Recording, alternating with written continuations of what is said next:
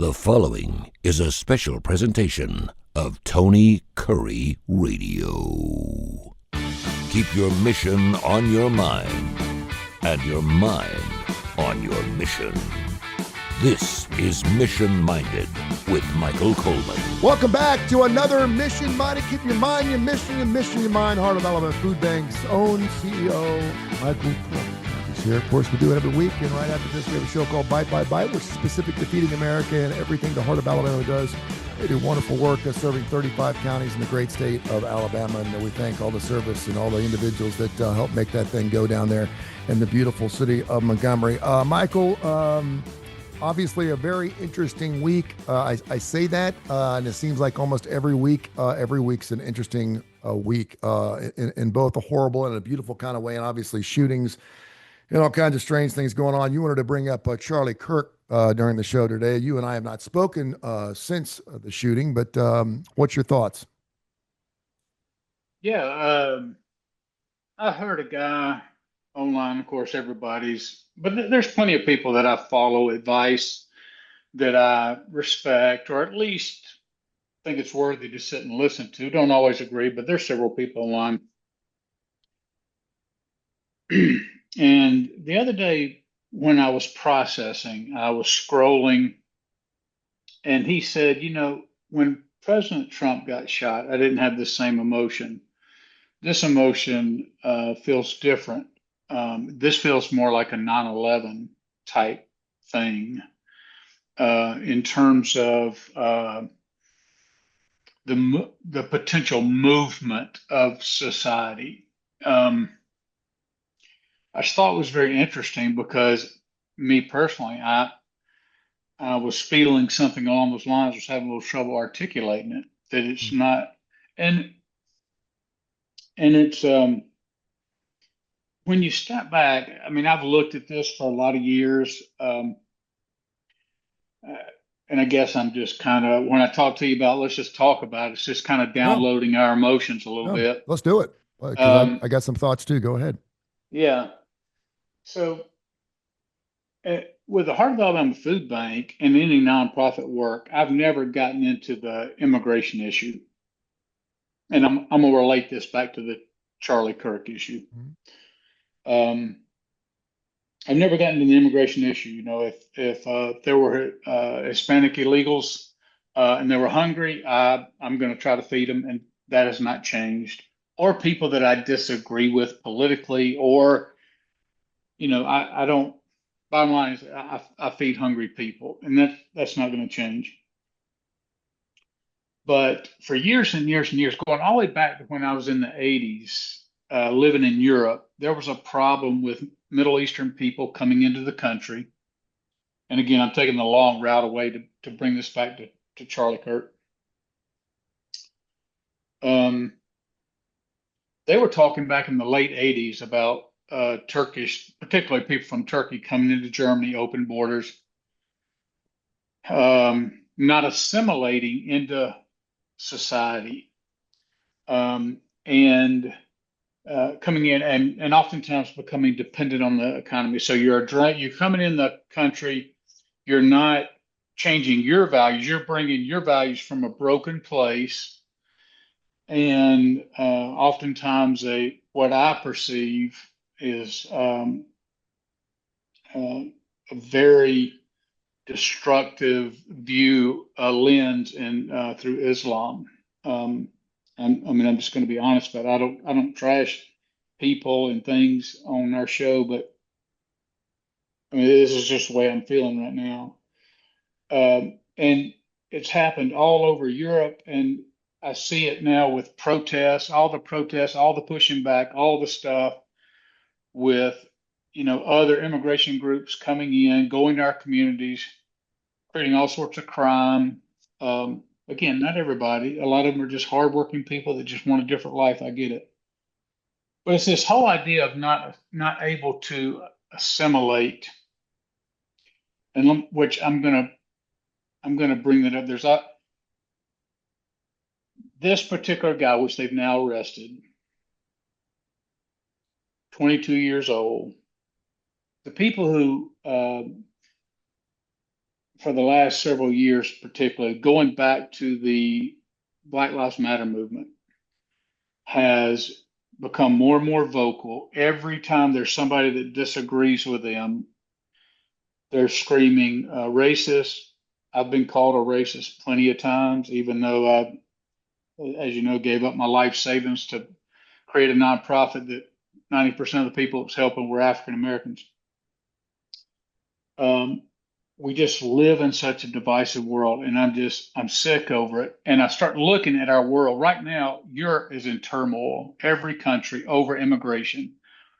They have taken over London. They have taken over all these major cities. Now the mayor of London is, they all talk about ultimately Sharia law and all of that. Now we have that all over the place. Now, how does that relate back to the killer? Charlie Kirk and many others have said, you know, let's sit down and have a debate. Let's talk about what's good for our country. And you have people who are radicalized oftentimes or become radicalized in our institutions that's happened over decades. And it's gotten to the point that what we grew up with, which was normal, we had this is our culture. This is what the norms are. We show respect. We show we care for our neighbors. Yes, we're a flawed people, but I look at today, and you have people like this shooter, and we don't know all the things going on behind it. He had some trans writings on his. He hated Charlie Kirk. At some point, he got radicalized in the last few years. But everywhere I turn, there's this flipping of our norms. If you stand up against somebody transgender being in girls' sports, you're a bigot, you're a fascist, you're a homophobe, you're a racist, on and on and on, to the point that I myself have been coward at times, because every time I stuck my head out of the ground to voice an opinion, I was yelled at to shut up because I'm a white male. And I know there's a lot of things wrapped up here, but you look at our immigrant communities, even those who are here legally. One of the ones I talk about is Ilyan Omar, who represents a primarily Somalian community in Minnesota. They have not assimilated. They've come from one of the worst, most broken cultures and countries, and didn't come to America to aspire to be great and to have the opportunity of freedom and add to their community. No, they brought the Somalia broken culture and they stuck to that.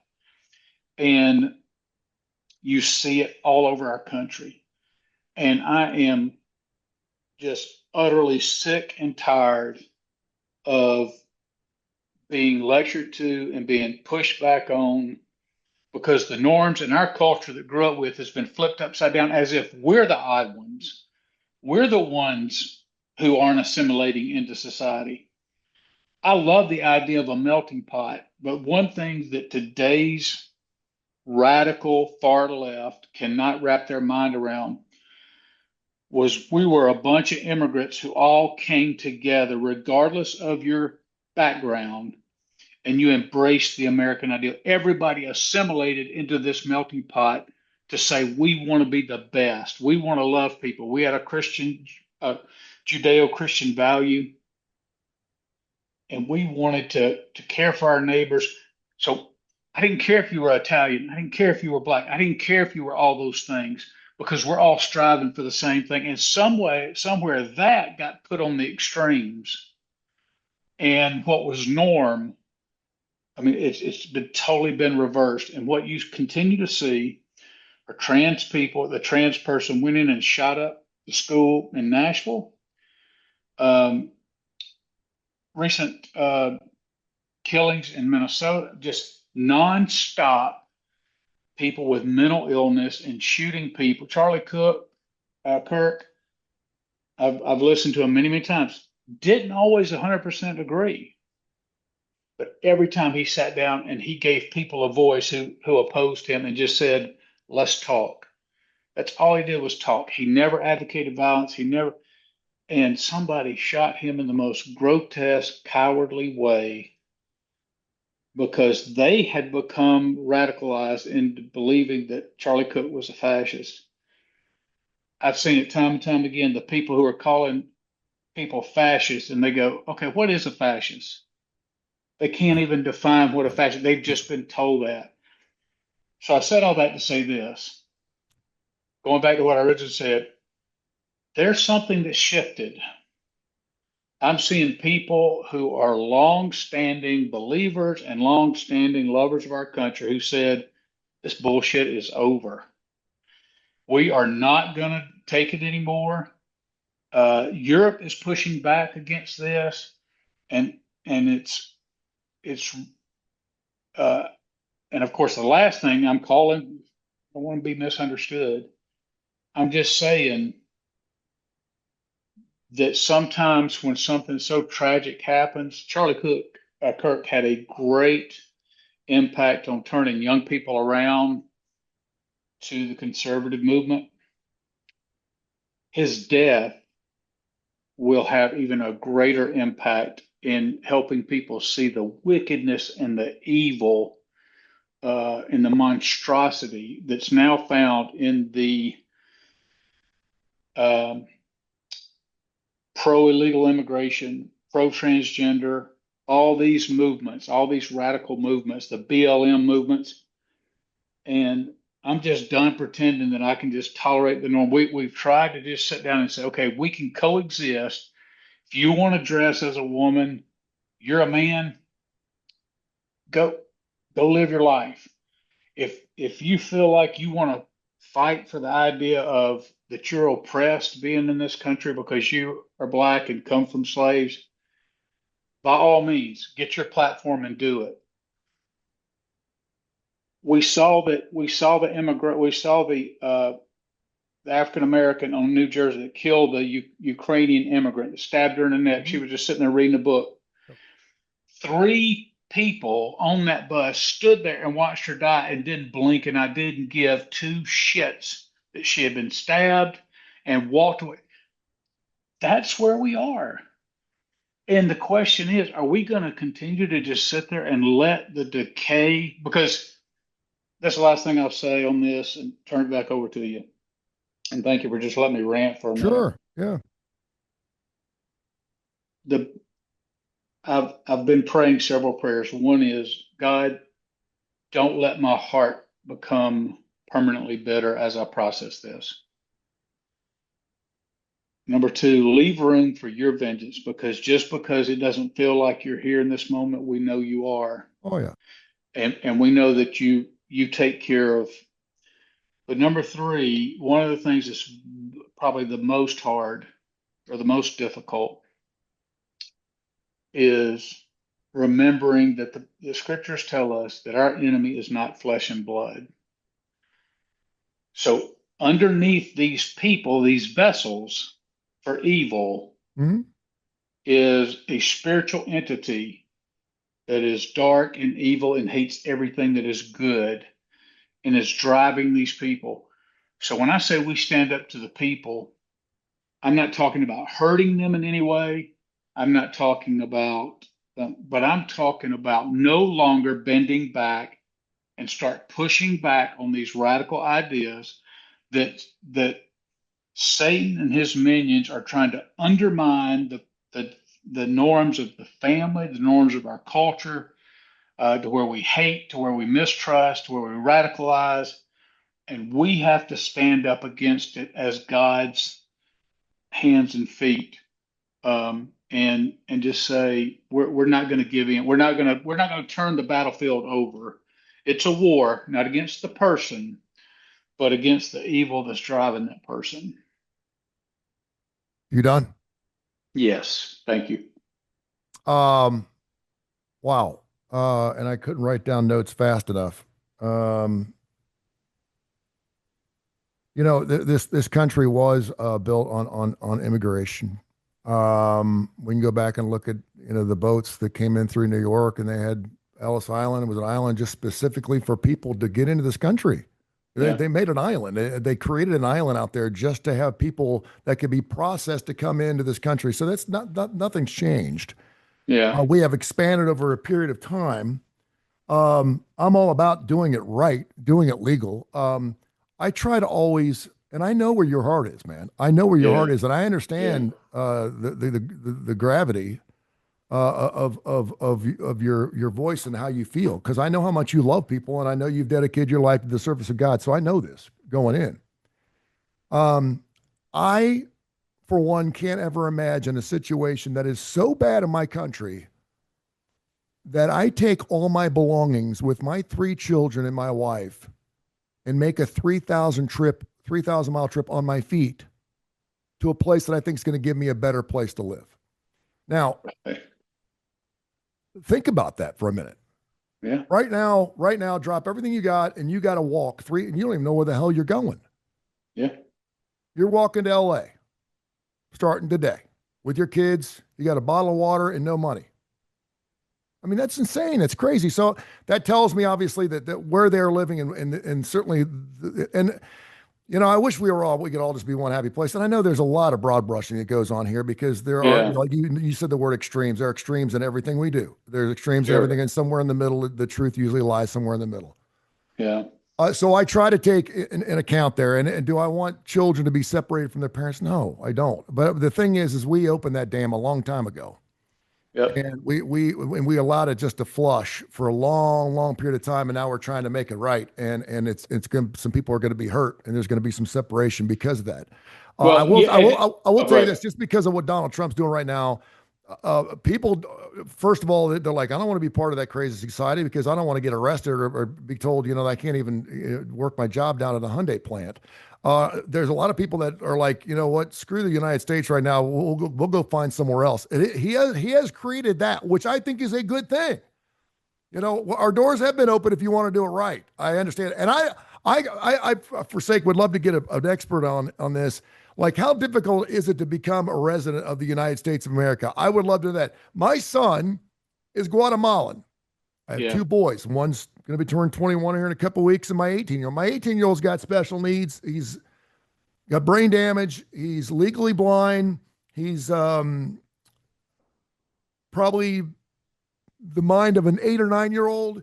He's 18 years old. He don't look like me, and it scares the shit out of me every time he goes on a field trip.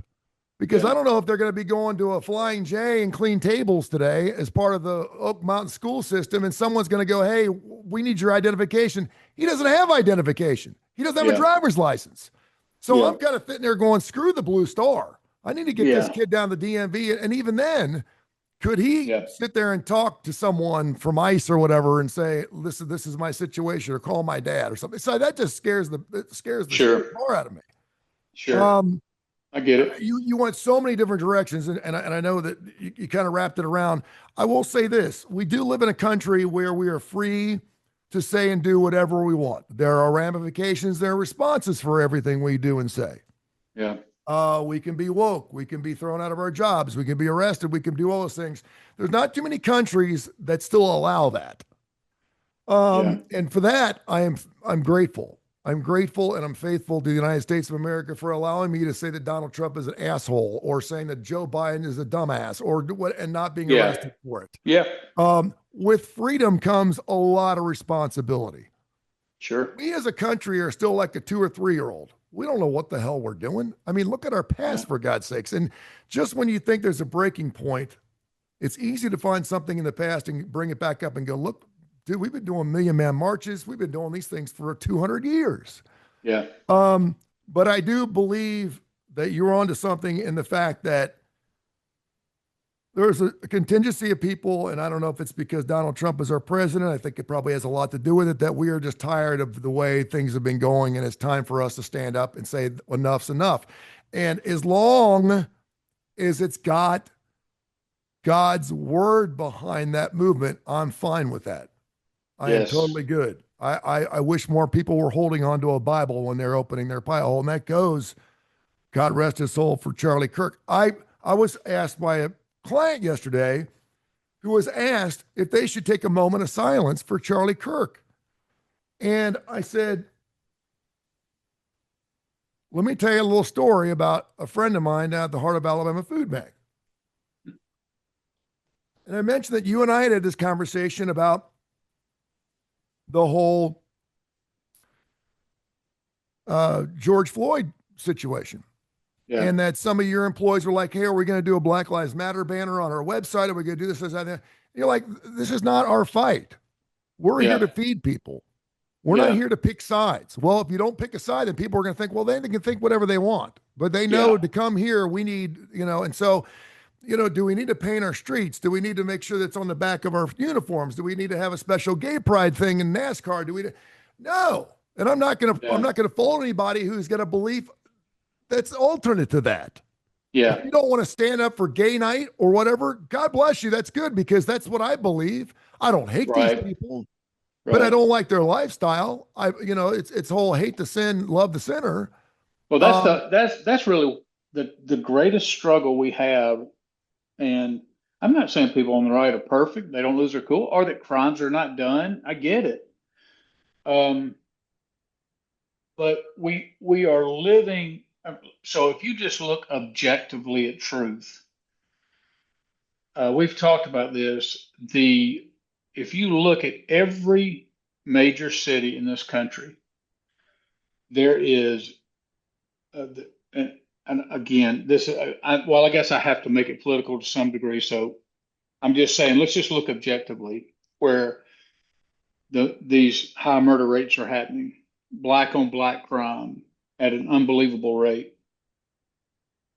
The news media goes crazy. The New York Times mentioned a white on black crime over 100 times, just one crime, 100 times. The black guy stabbing the white immigrant in the neck 0 times. Mm-hmm. And so you've got the mainstream media that any time that there's a white on black crime, it's always race-based. It's always, all right. The latest statistics show that when you look at white on black crime and black on white crime, that black against white crime is over 300% more than white on black crime. Mm-hmm.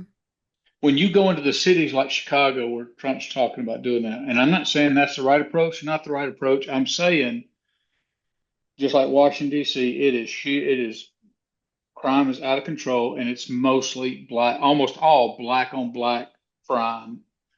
And yet for decades, these cities are run by liberal Democrats.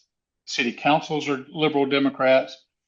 And year after year after year, their situation just gets worse and worse and worse. And you can go back to the black family, because there was tremendous poverty in the black family. But you go back to the 50s before they started sending out checks, and the government did this. I want to say not intentionally, but when they started making money available, but you couldn't have a man, it was only for people that didn't have a man in the house. They split the black family apart. Yep. You did not have black on black crime like this, because the black culture was very spiritual. It was very family oriented, and it didn't matter if you didn't have a pot to pee in. You had a man in that house, you had a wife in that house, and they were raising their children with values, and money had nothing to do with it. And now 7 out of 10 African-American children are born in homes without fathers. Culturally, you're certainly onto something, but and we could go hours on this, but I did want to bring it up because I know we're on a tight schedule. I do find it really incredible. It's the only word I can find that these mass shootings, and by the way, there's a school shooting too the other day that no one's even talking about. 2 kids, because no one died, we're not talking about it. Yeah. 2 kids were critically shot. They're going to be okay. These white shootings I don't Yeah. care if you're trans. I don't care what you are. They're all Yeah. boys in their 20s. Yeah. And I'm not making light of it, but I can't even think of a situation where we had a black individual as part of a mass shooting, and maybe black people were like, "Hey, we're Yeah. doing something right here." You're I just had a shooting. We found 20, shell casings 3 houses down from my house the other night, and I'm like, "What the hell's going on?" no, And you're I right. live in a pretty nice neighborhood, and so. Yeah, I mean it's gotten close, but it is amazing the angry white man. It may be this way, but I will say this, and I know we can't keep going. We've got to figure out, Mike, a way to do it without introducing violence into all this stuff. We What are a free 100%. country, and we've got more guns than human beings in this country, and we are by far. I have a friend of mine who's fixing to move to Ireland of all places because of the crime here. He's like, you know what? I want to know what it's like to go somewhere where no one has a pistol. What's it like when Well, people can use their fist instead of their guns? They don't allow pistols in Ireland, some parts of it. well, I'm gonna tell you this. That right now in Ireland, Scotland, England, video after video after video to where they have their own immigration fights. And you're right, everybody doesn't have a gun, but everybody's got a knife. And so they have this out of control, people kill them with a knife because it doesn't matter what the weapon is. Yep. When you hate, you're going to kill, but it's the radicalization this of not having core values.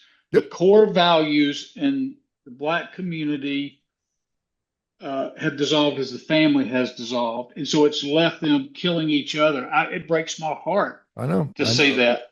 I know. The number one abortions again, so many black youths, but these radicals who are brought up with wanting socialism and all of that, and capitalism is not perfect, but socialism, not only has it failed everywhere, but you see the deaths associated with it, you see the tyranny that's associated with it. And it's like people are trying to destroy Western culture in Europe and America.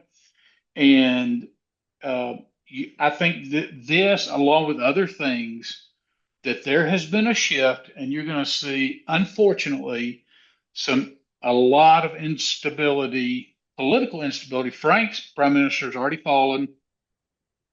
Britain's prime minister is under a lot of pressure to resign. There's just tremendous upheaval around the world, and that's not even touching on Israel, Gaza, and Ukraine, Yep. and now Poland has gotten involved with Russia. Well, you're right, and we'll wrap this up by going back to the Bible. It is not the flesh, it is not the blood that is our enemy, and That's right. we've got to remember that. And right now there is one person who's loving all this, and that is the devil. That's a And fact. he is laughing his ass off right now. He's sitting back saying, he's throwing a ham sandwich into a room of Weight Watchers, and he's watching them scramble for it. And he's like, go for it. Yeah. And he is loving life right now. And we need to Yeah. realize what the true demon is in everything we do, because that's where it starts. And he's real. I mean, he's real. If you don't think he's real, him and his minions are real. That's a We fact. need to be cognizant of that, because if you think this is some make-believe Disney movie, it's not.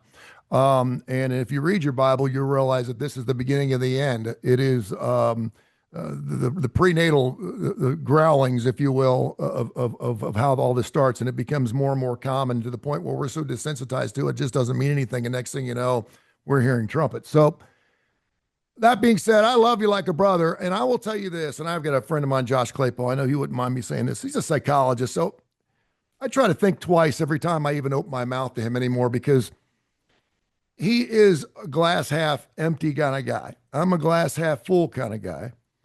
And he deals with people that have issues all day long. He's like a Yeah. priest. Sometimes you should call a priest once in a while and just tell them to have a nice day. Maybe Yeah. call a priest and tell them how wonderful and how blessed you are in your life, as opposed to come to them with all your damn problems, all the problems. Yeah. I mean, think about what it's like to be a priest or a lawyer or a police officer or a psychiatrist or a psychologist every day. Every day, the first phone call you get is, I got a problem. Can you help me? Yeah. Think about their lives. And I've tried to tell him, and we do a little Bible study every single morning through some scripture. He's a Jewish man, that without our faith and without the grace of God and our Savior coming and dying for our sins, we're nowhere to be had in the first place. And we just got to go back to that. And we got to continue to pray that we get through this. And we got to remember, Michael, that there are great people out there doing wonderful things. Unfortunately, it takes a lot of trauma. It takes a lot of horrible things to see the great things in our society. Yeah. If Charlie Kirk, if you're a Democrat and you saw Charlie Kirk on the side of the road with a flat tire at 2:00 in the morning, you know what your ass is doing? You're pulling over and you're helping his ass. You're not saying, by the way, which political party are you with first? Or what are your beliefs? Or what's your thoughts on transgender before I help you with this pipe wrench? Yeah. And we help each other, And sometimes I think because we all have this megaphone of information, and that's one thing that social media and shit, I'm like, I'm done. I'm done with it. I used to be on social media. I know I have to be on social media. I am so over Instagram linked. I'm so over all this crap because there's so much nasty, dirty shit on it. I'm good. I'll make a phone call if I have to. I'm sorry. Just I see the nasty stuff. I've been hacked so many times. It's ridiculous. Yeah. So be careful. People are like, there's all this fake news and blah, blah, blah, blah. Well, I'm watching NBC and CBS and ABC and Fox, and my news is pretty vanilla. I don't get my news from the internet. You know why? Because it is what it is. I know for every story I see, there's 9 pieces of shit on there that people are trying to either sell me or make me think that something's true. And now, of course, with AI, you can't tell what's real and what's not real. That's true. So just be careful, step it back, keep God in your heart, and it's going to be okay. It's going to be okay. Yeah. I love you, brother. All right, buddy. Thanks for letting me download all that.